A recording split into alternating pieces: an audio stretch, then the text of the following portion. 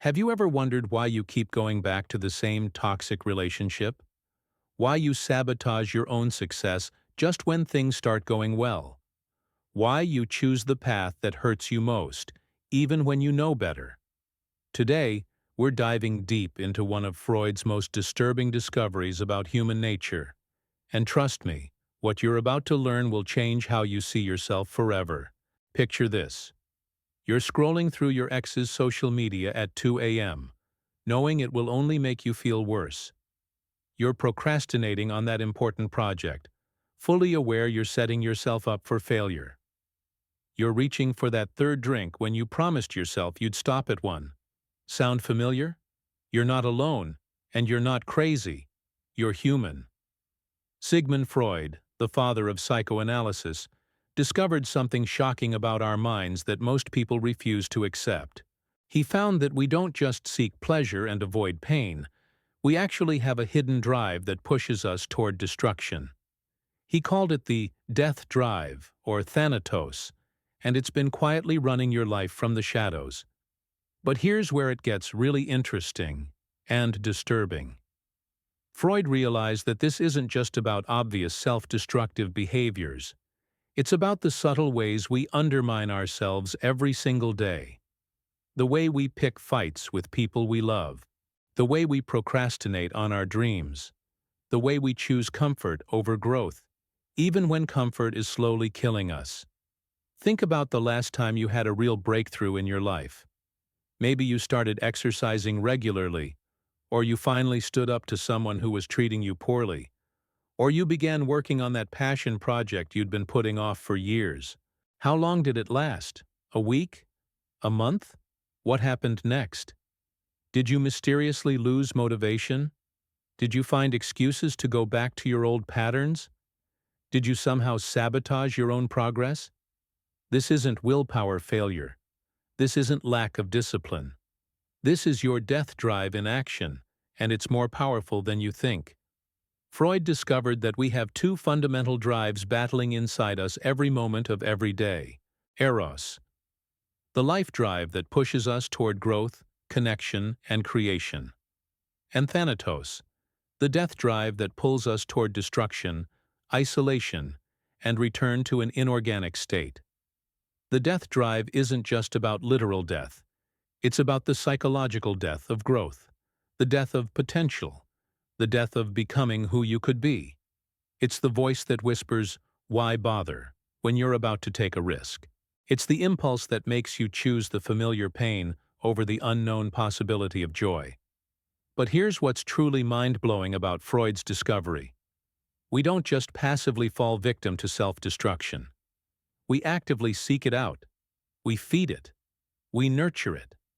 We become addicted to our own suffering because, in a twisted way, it feels safer than the uncertainty of growth and change.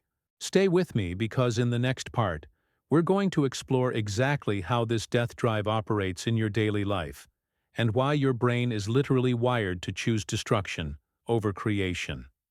The examples I'm about to share will make you question everything you thought you knew about your own motivations.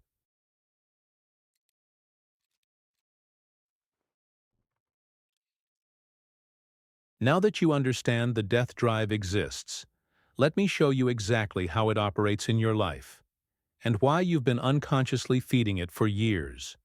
Here's the disturbing truth. Your brain is designed to keep you in patterns that feel familiar, even when those patterns are destroying you.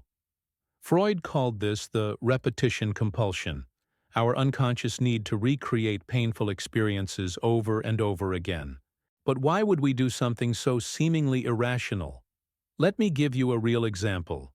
Sarah, a brilliant marketing executive, keeps dating emotionally unavailable men.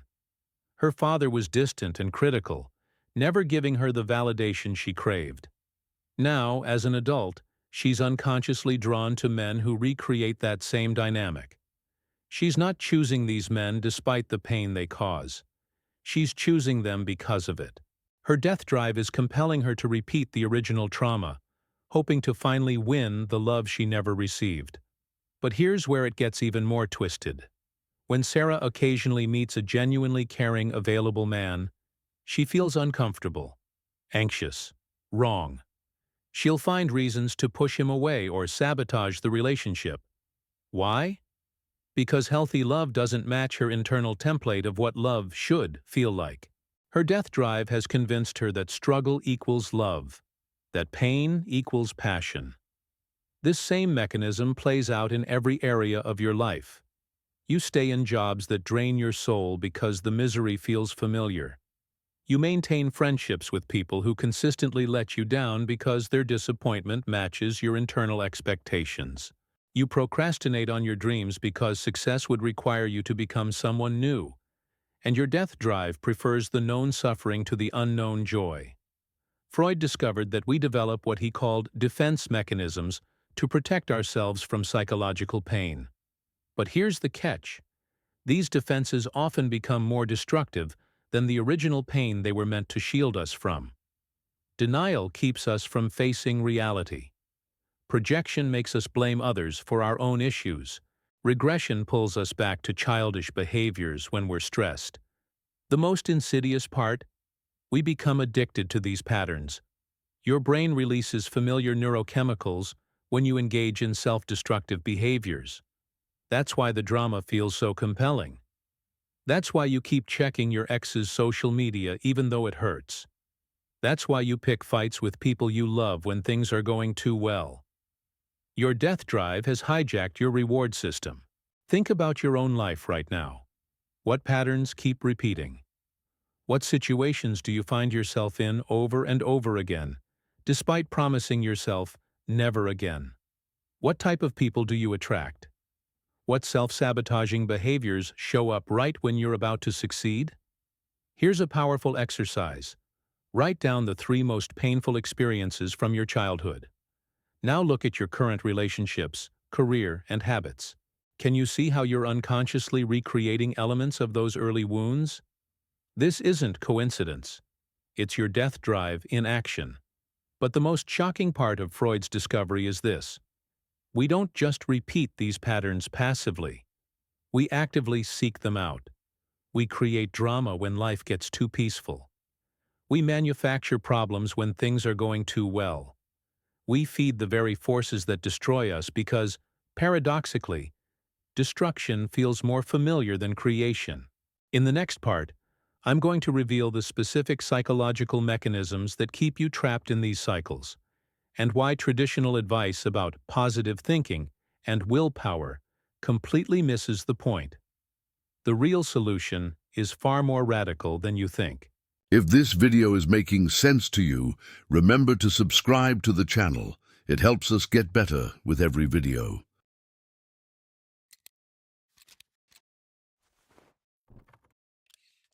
Here's where Freud's insights become truly terrifying and liberating.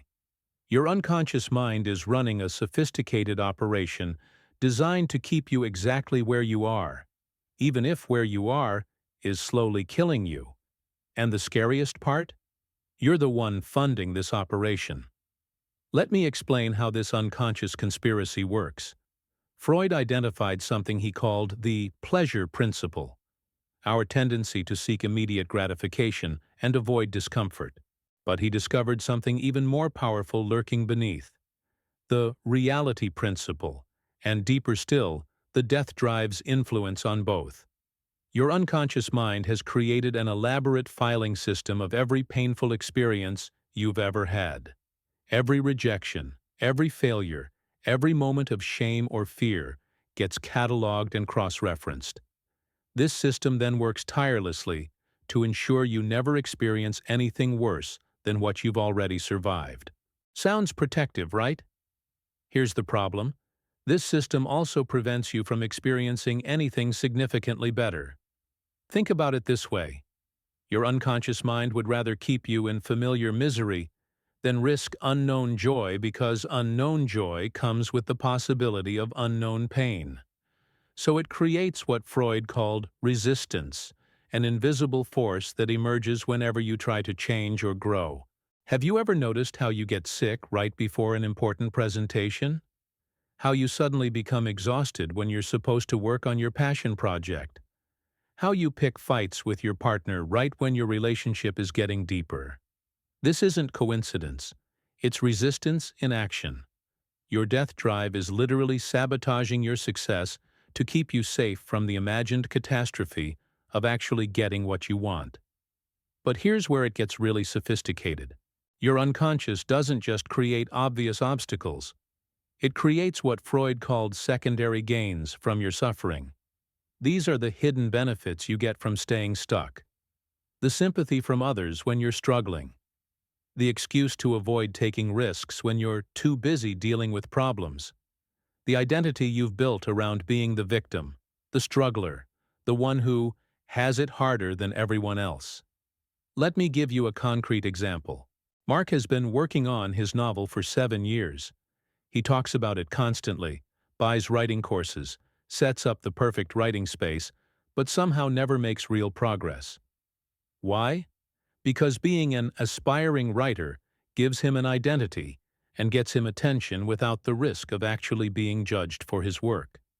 His death drive has convinced him that the dream is more valuable than the reality because the dream can't be rejected. This is why positive affirmations and vision boards often fail. You're trying to reprogram your conscious mind while your unconscious is running a completely different agenda. It's like trying to drive forward while someone else has their foot on the brake. Freud discovered that we develop what he called neurotic symptoms, seemingly irrational behaviors that actually serve a hidden psychological function. Your procrastination isn't laziness. It's a sophisticated defense against the possibility of failure. Your people-pleasing isn't kindness. It's a strategy to avoid abandonment. Your perfectionism isn't excellence. It's a way to avoid being seen and potentially rejected. The most disturbing part? We become emotionally invested in our problems. We defend our limitations. We argue for our weaknesses. We collect evidence of why we can't succeed, why we're different, why the rules don't apply to us. We literally become addicted to our own suffering because it's become part of our identity. But here's what's truly revolutionary about understanding this. Once you see the game your unconscious is playing, you can start playing a different game.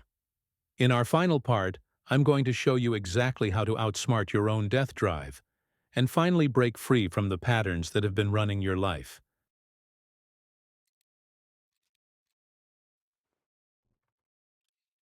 Now comes the moment you've been waiting for. How to actually break free from these self-destructive patterns and reclaim control of your life. But I need to warn you, what I'm about to share goes against everything you've been taught about self-improvement. The first step isn't positive thinking or willpower. It's radical acceptance of your shadow. Freud understood that what we resist persists, and what we deny controls us. You can't defeat your death drive by pretending it doesn't exist.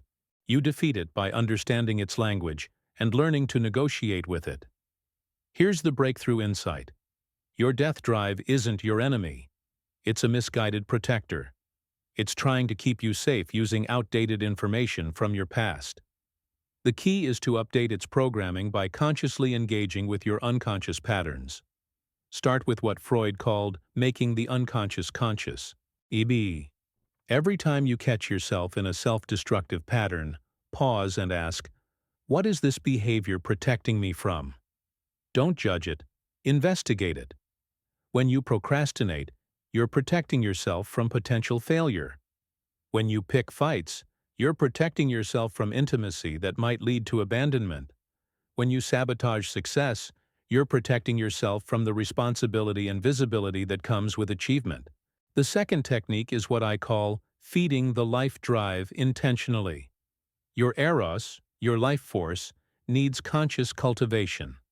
This means deliberately choosing growth over comfort, connection over isolation, creation over consumption. But here's the crucial part. You have to start small. Your death drive will resist massive changes, but it often ignores tiny ones. Instead of trying to transform your entire life overnight, make micro-commitments that your unconscious won't perceive as threats. Write one sentence of that book instead of planning to write for hours. Have one genuine conversation instead of trying to fix all your relationships. Take one small risk instead of attempting a complete career change. The third strategy involves what Freud called sublimation, channeling your destructive impulses into creative ones.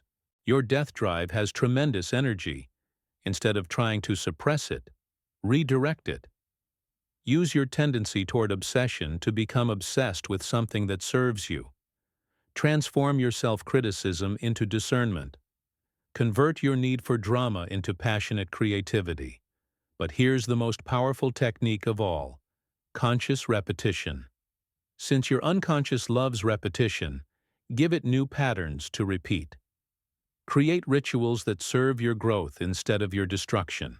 Replace your self-sabotaging habits with self-supporting ones, but do it gradually and consistently. Remember, your death drive has been running your life for years or decades. It won't give up easily. Expect resistance. Expect setbacks. Expect your old patterns to fight back harder when you start changing. This isn't failure. It's proof that you're threatening the status quo. The ultimate truth Freud discovered is this: you become free not by eliminating your shadow, but by integrating it. Your capacity for destruction is also your capacity for transformation. Your ability to tear things down is also your ability to rebuild them better. Your death drive, when properly channeled, becomes the very force that destroys your limitations and creates your new life. The choice is yours. You can continue feeding the patterns that destroy you, or you can start feeding the force that creates you. But now you know the game your unconscious has been playing. Now you can play it consciously. Now you can win. The question isn't whether you have a death drive. You do. The question is, what are you going to do with it?